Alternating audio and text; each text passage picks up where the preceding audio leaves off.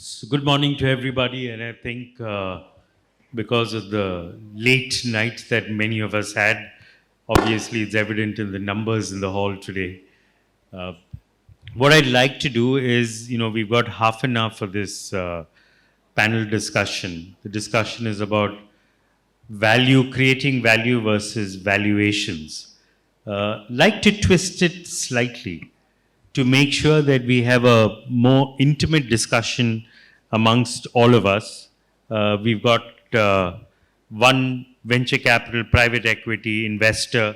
Ketki comes with several years of investing experience.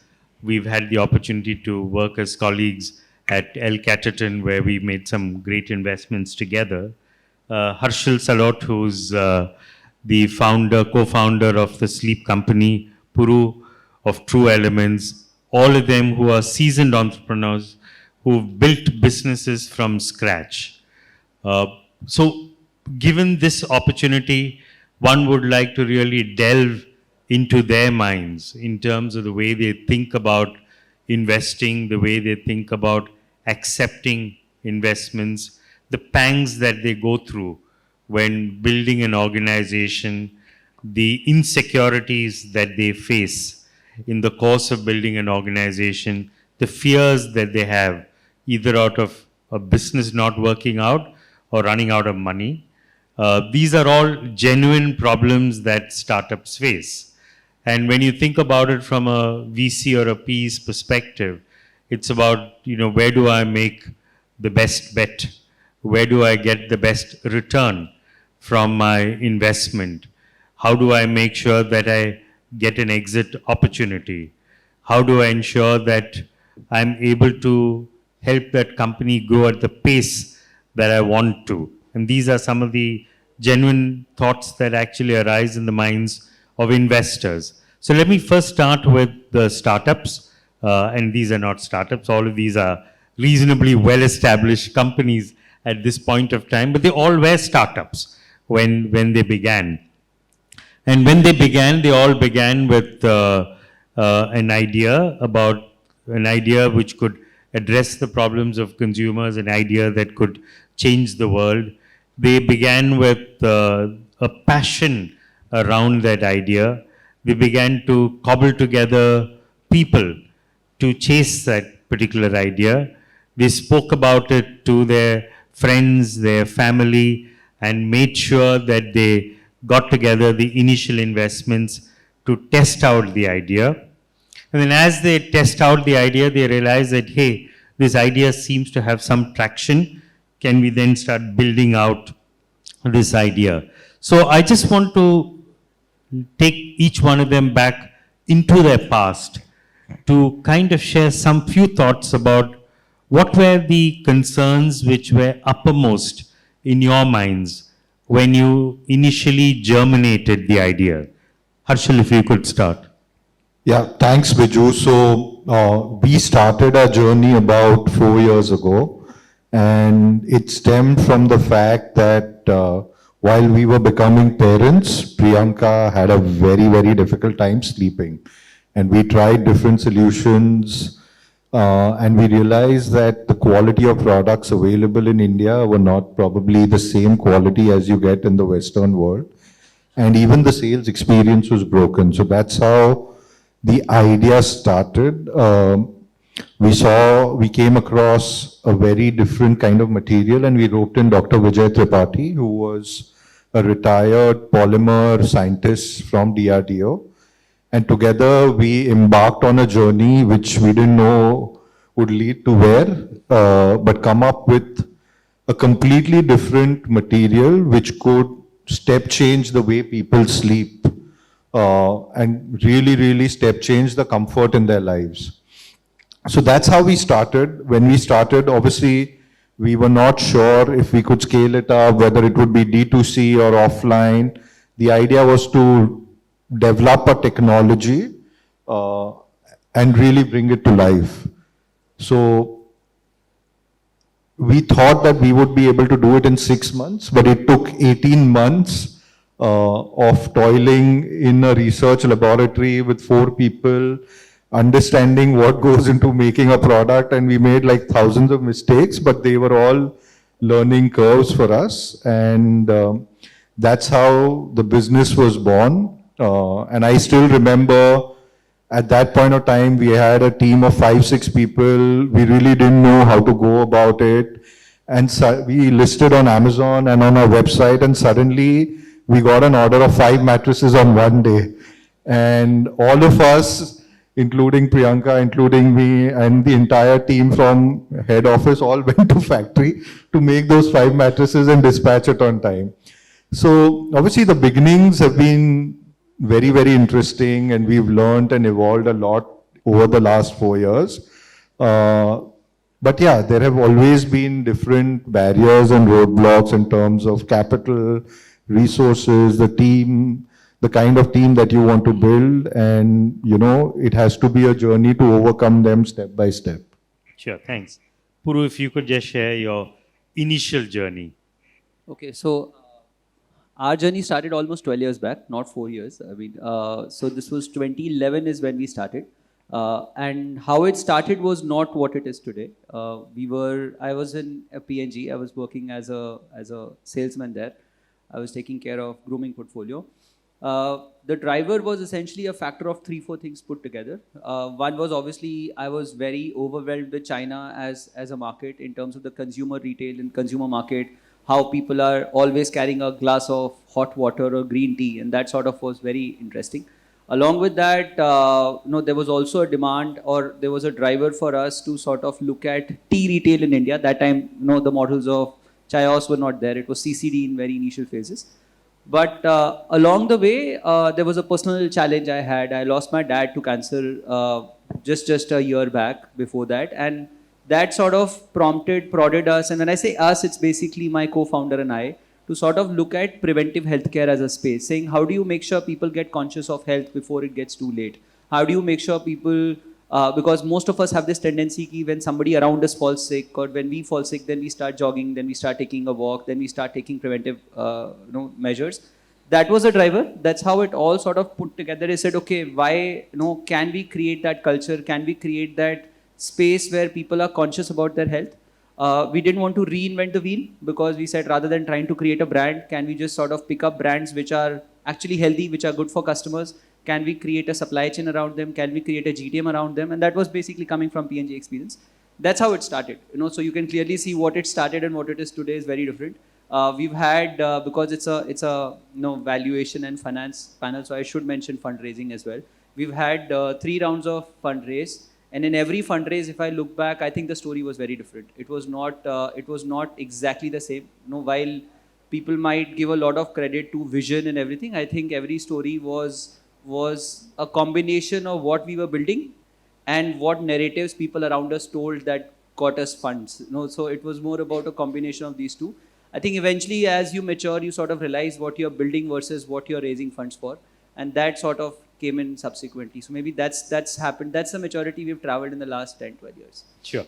Thanks, Puru. And we'll come back to that subsequent, rounds of fundraise. But Ketki, a question to you about, when you see entrepreneurs like this, you come into them at a level when they are seeking the first round of institutional investment. But in order to be able to spot the opportunity, you need to go back into their history and to be able to understand who are the people who are actually creating these world-changing businesses, who are the people who are driving with passion. How do you take a bet on them early? How do you kind of get to know them and understand their story before you even start making an investment? So what's the kind of process you follow in trying to do a lot of this thing? Yeah, so that's a question which I will have to unpack in various ways. So first of all, as venture investors, it's our job to look and meet multiple founders and evaluate multiple businesses at different points in time. And as you rightly pointed out, Bijou, there is no one size fits all, and founders are very different. However, there are certain common attributes or traits that we seek to look at in companies that we invest behind, especially given that the stage at which we come in, the company perhaps will have limited history. It will probably have initial product market fit. There is a very passionate founder that's excited about having created a product and identified a need where he believes he can create something with a large outcome. Right. That said, I think we spend time across three buckets. One is, first of all, trying to understand that the category in which the founder is looking to build the business, right? How is that structured today? And why will this founder be uniquely positioned by virtue of their product, create a large outcome in that category? What I mean by that, in a country like India with 1.2 billion people, virtually everything has demand which is guaranteed. How do you profitably and at scale service that demand becomes extremely critical. So right from understanding how the founder is thinking about bringing that product to market, the capital that he's seeking in order to scale the distribution, which is a very important component of scaling any business. And lastly, I think the founder's commitment to the cause. We personally have a very strong bias for companies where we have seen the founders being at it for a while. Harshil spoke about the kind of effort that went in prototyping the first product. So that kind of passion and commitment to an idea is extremely critical for us, as opposed to doing something which is, say, opportunistic or fad-driven and the flavor of the season per se, but not something that resonates as much with the founder's personal stories. So I think personal stories resonate a lot. Commitment to the cause in the form of having spent time perfecting the product and thinking through a unique or a relevant go-to-market for that product becomes very important. Great. Thanks, Ketki. And Harshil and Puru, again to you. Now having started the business, built it to some scale, serviced your first 5 mattress order which you received on Amazon, having started this with your own resources and the resources of family, friends, and any other generous souls like that. Now you're looking at, here is an idea, it seems to have traction, there is a potential to gain scale. It's probably got relevance to a large number of customers. There is an opportunity in front. I need to make sure that I need to look at that opportunity as soon as possible. The resources that I have with me might not be enough to help me, support me in that journey. Hence, I need to look out to be able to get resources. And typically, you tend to look, having gone through the first round of HNIs and seed and things like that, you're now looking at institutional resources. And like Puru mentioned earlier, you've got to start creating the narratives. And once you create the narratives, you can actually pitch the investment idea to different institutions. But that comes at a cost, because till now, nobody really asked you what was your valuation. Everybody said, okay, whatever you say, some discount to when you actually get valued and those kind of things. So you're quite happy with, taking a bunch of people along, all with small checks. Now you're going to get a large check. And when you get a large check, you're going to have somebody, more clearly asking you, how do you arrive at your valuation?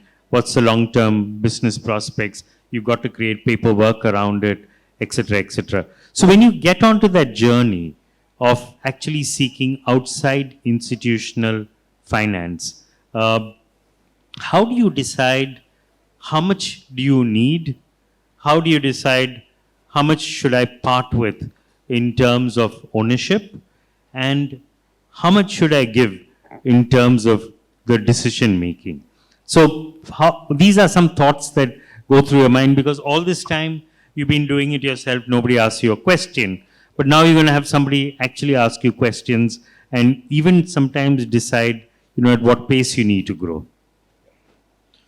So that's a very, very valid question, Bijou. And to be honest, the way I look at capital, it's like a raw material to your growth of the business. And for any business, there are multiple partnerships that need to happen, partnerships with different service providers, with different vendors. And I look at investor also as a long-term partnership. The alignment has to be there in terms of where you want to take the company from a long-term perspective and also from a 2 or 3 year perspective. And that needs to be aligned with the investor. You definitely don't want to be in a situation where your thoughts and the investor's thoughts are not matching, right? Because that would just result in conflict, and as founders, you will not be able to take the decisions that you want to take.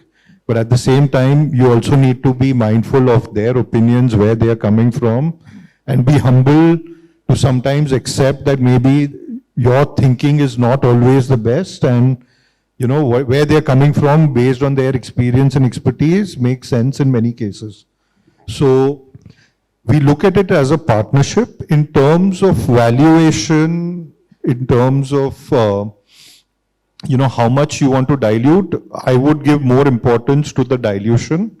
So you say that you want to dilute 10% or 20%, and then you try and see what is the best valuation that you can get by speaking to like-minded investors, looking at the comparable analysis of companies that have gone through this process earlier. But it's a very dynamic process, and there is no one size that fits all. At some point of time, you just need to have comfort in the kind of valuation you have, and you need to look at it as a stepping stone, right? Because it's not the end of your story. Whether you dilute and get 2 crores more or 2 crores less will not change the way your company is going to grow dramatically over the next 5 years, 10 years, 15 years.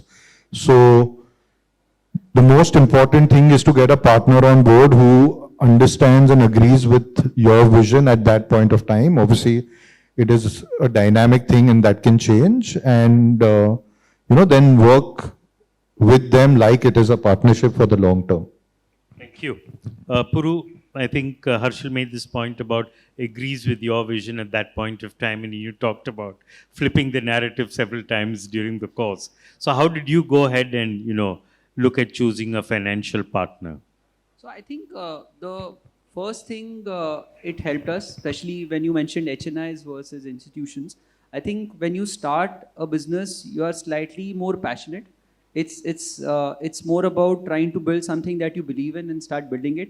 You look at it less as a business, to be very honest, right? I mean, when I meet founders today, most of them look at P&L, then balance sheet, and then the cash flows. Usually it's the reverse, right? And it took us almost 7 years to understand that. But when we started the institutional financing funding round, I think the biggest learning for us was the critical questions that some of the investors asked us, right? In terms of what are you looking at? What's your cash? What's your cash conversion cycle? There were questions we never asked ourselves. I think that's the best part that you look at. The problem is there is also sort of like a kunji for these answers, where you know that, okay, these are the answers which are investable.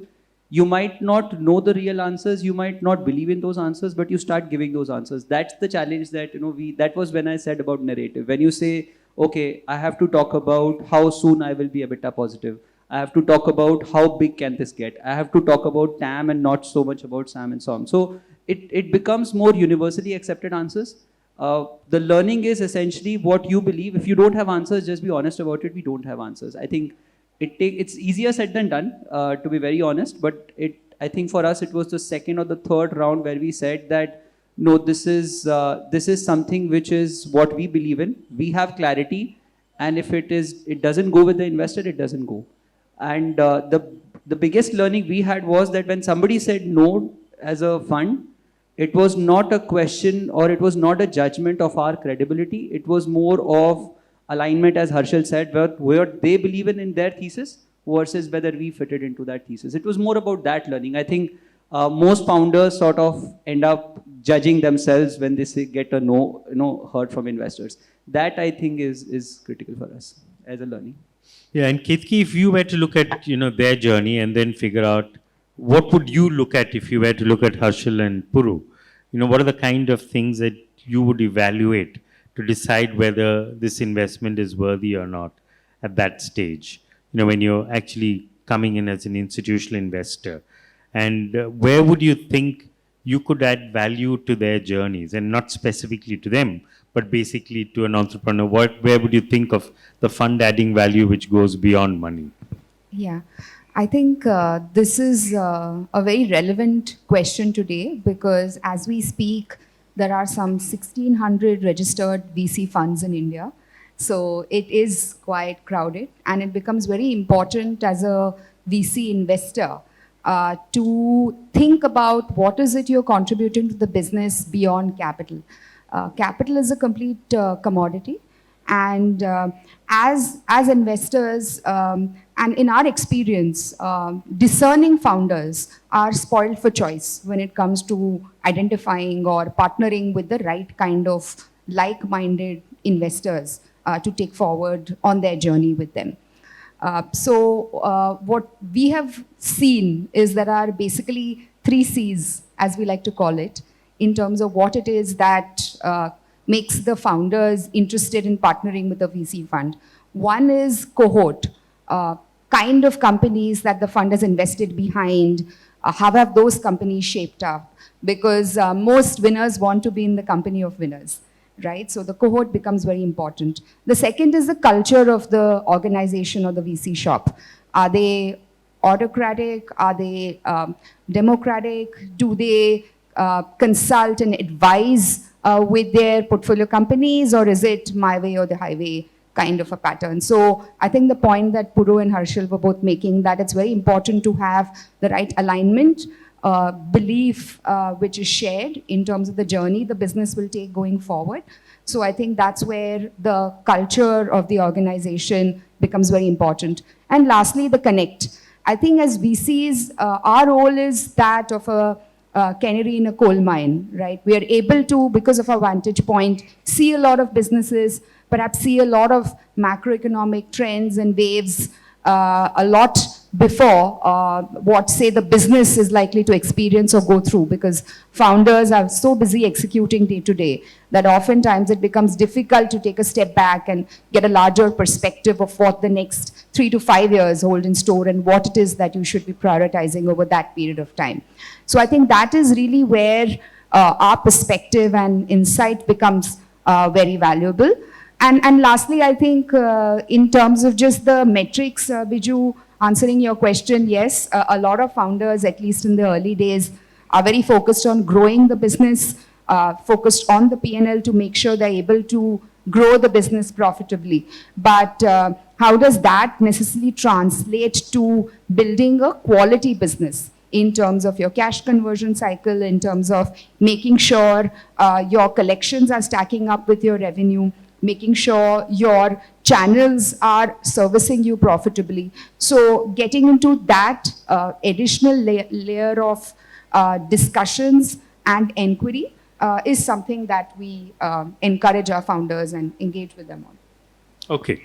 An important thing with, a lot of startups is the team that actually is building that startup.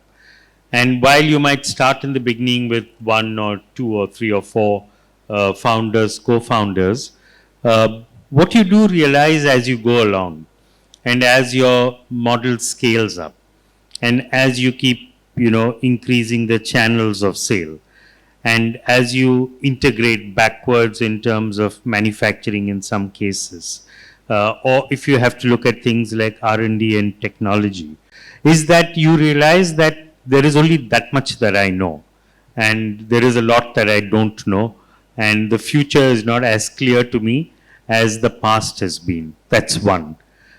Second, you've already got an institutional investor on board, and many a time they are pushing for, enhancing the skill capabilities within the organization.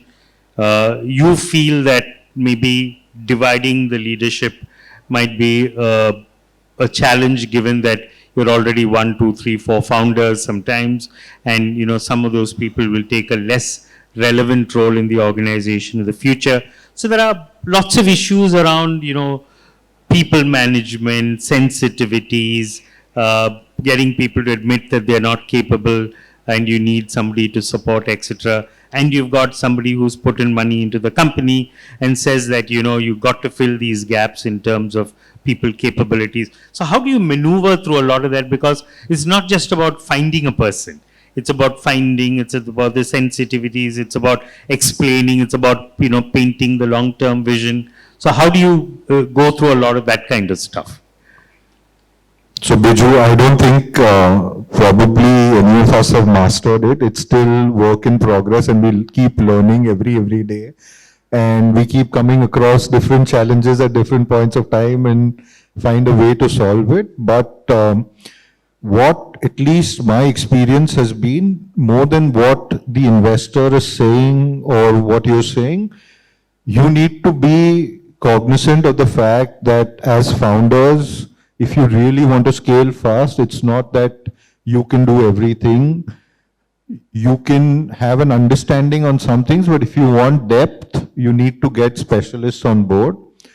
And we've kind of seen that happening, you know, ever since we got a strong leadership team, we've seen magic happening, right? We were able to focus on maybe 10 things per founder, but now we are able to focus on 50 things because each leader is himself very capable and able to focus on 10 things pertaining to his business or his vertical or his channel. And we've seen absolute magic happening by putting in the right person in the right place.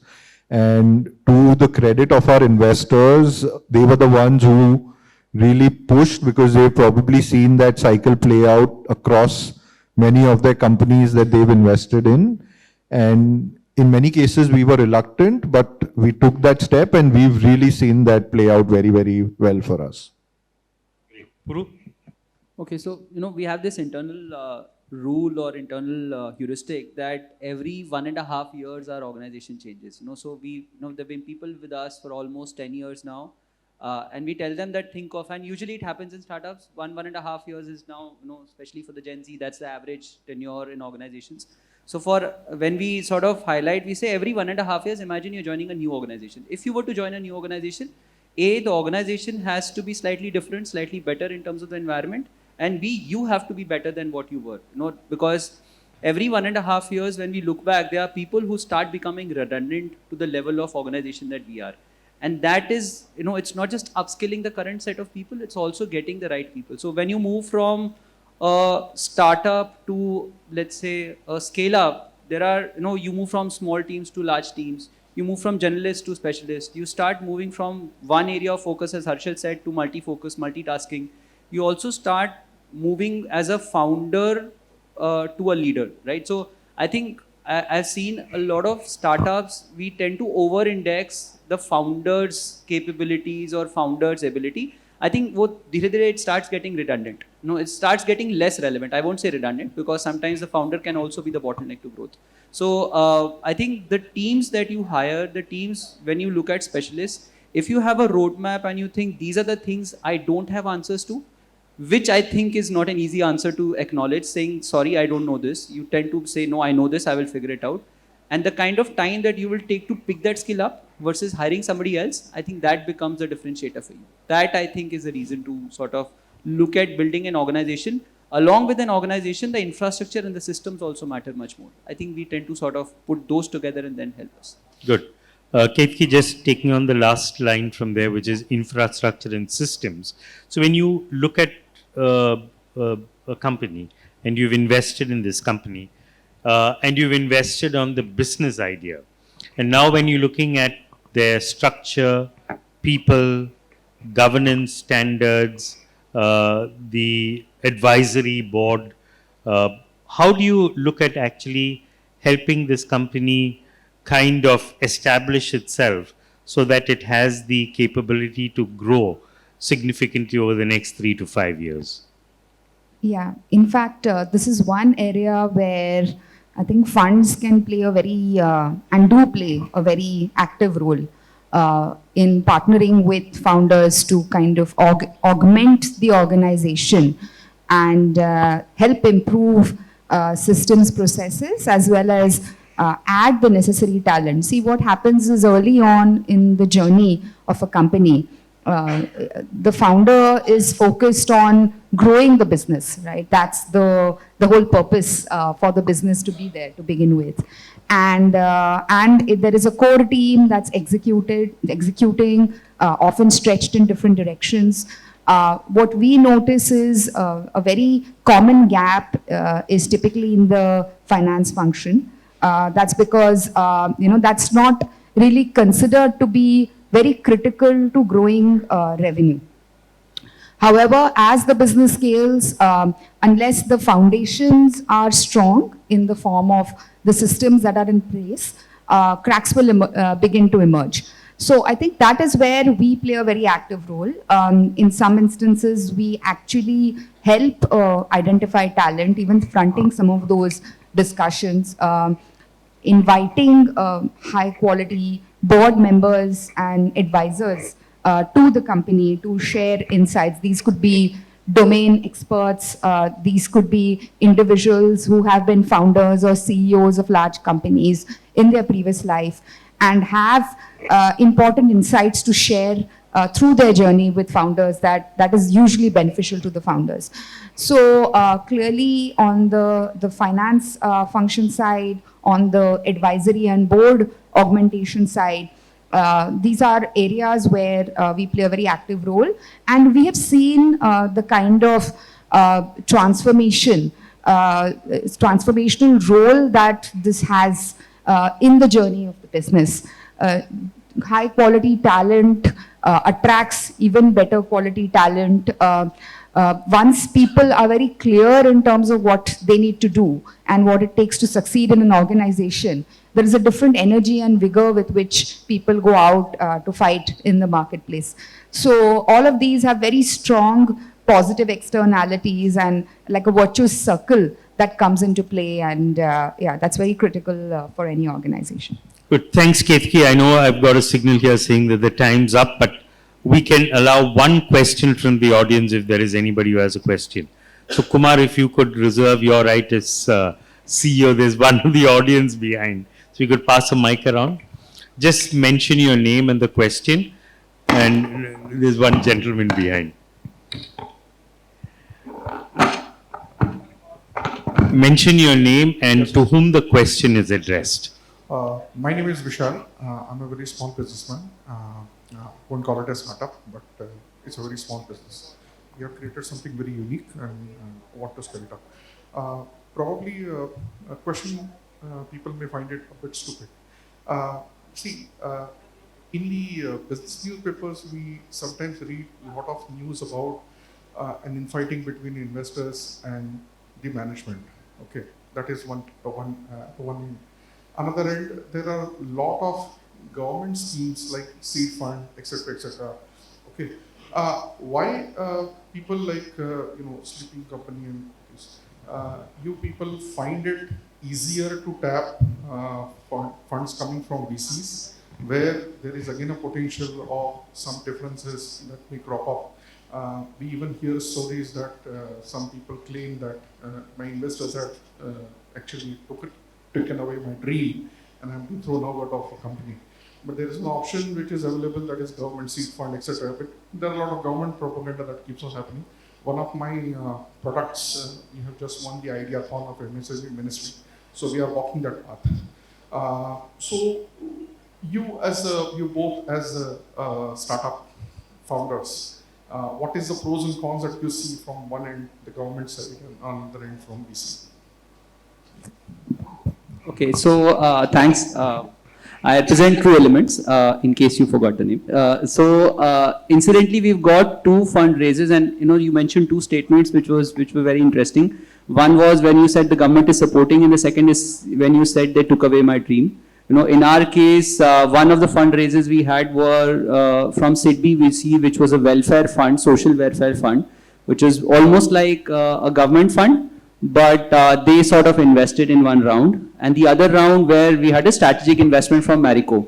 Now, in both the cases, in the first case, I think just to answer your question, you should keep in mind why you're raising funds. As Ketki said, capital is a commodity, right? I mean, paisa to kahin se bhi aa jayega. But I think more importantly, when our experience in both the cases are very different. When we raised fund from SIDBI VC, the matrix was compliance. You know, every board meeting, every time, every conversation, it was less about how the business is to be built, but more about corporate compliance, governance. We learned a lot from them in terms of how compliance sort of moves up. Subsequently, when we got invested by Marico, the whole conversation was about building a business which was much more sustainable, which lived beyond our own lives, which was like, you know, your true dream is when a dream actually sustains you and does not stop when you get up. That is what we sort of picked up, saying a Marico invested in us, helped us in terms of what you are going to gain, in terms of how you sustain the business. And the welfare fund was more of a government support, but it was more about follow the compliance. So when you raise money from grants or everything, there are more compliances required. Obviously, the current infrastructure, the current ecosystem is sort of, there are bottlenecks in that. So it's not a preference per se, but it is more about answering the question, why do I need funds? I mean, I don't know if that answered, but that sort of was the benchmark for us. Yeah, so to be honest, I also have a very similar understanding like Puru does. When we understood the fact that if we want to scale up this business, we require capital, we looked at different avenues of capital, including banks and everything.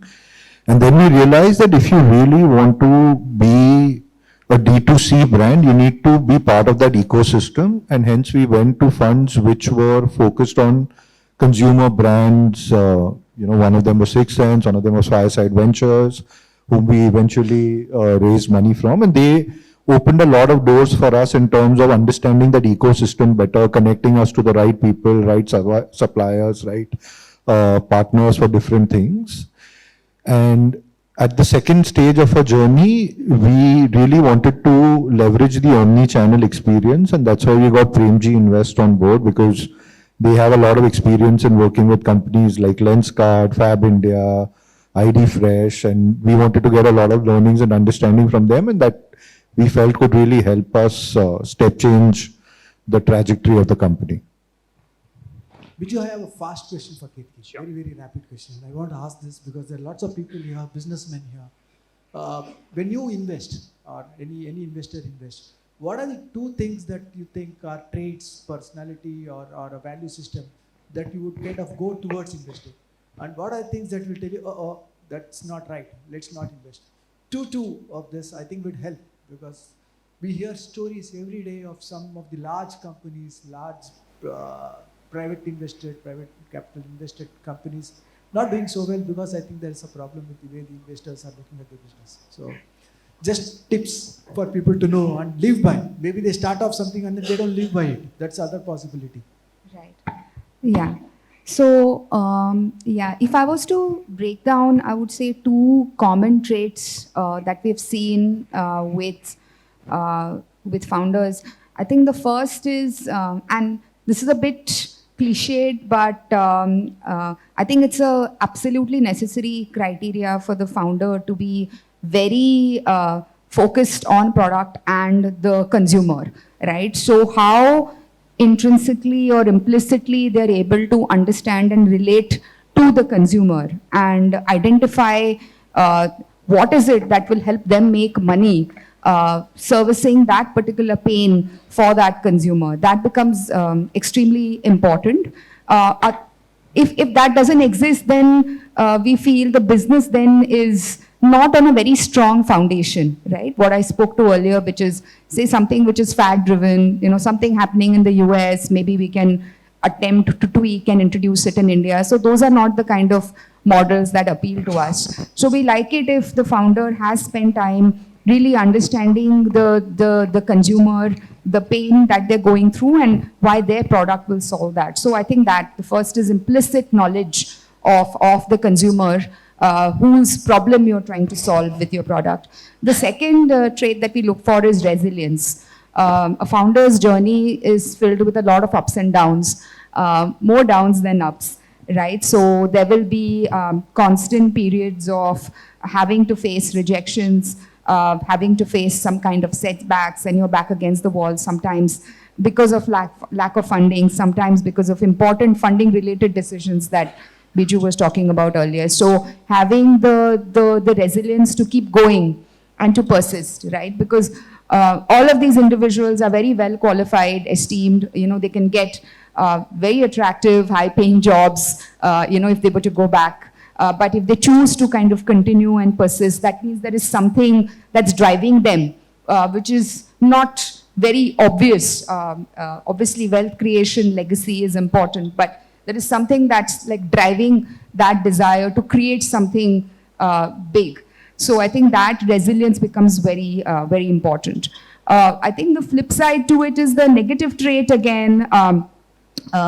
We personally don't resonate with companies that are being very transactional or very here and now, saying that, this is a business that one can build over the short period and then look at flipping to a larger. So I think businesses where the idea is to kind of build to flip it, that kind of speaks to a very short-term mindset. And that's something, and again, not to say that that may not be successful, but that's something that as investors, we don't find very comfortable to kind of buy into that kind of vision. Yeah. Good. I know there could be many more questions, but unfortunately we've run out of time. So thank you very much to my fellow panelists. Thank you everyone. For sharing so generously of the knowledge that you have. Thank you very much.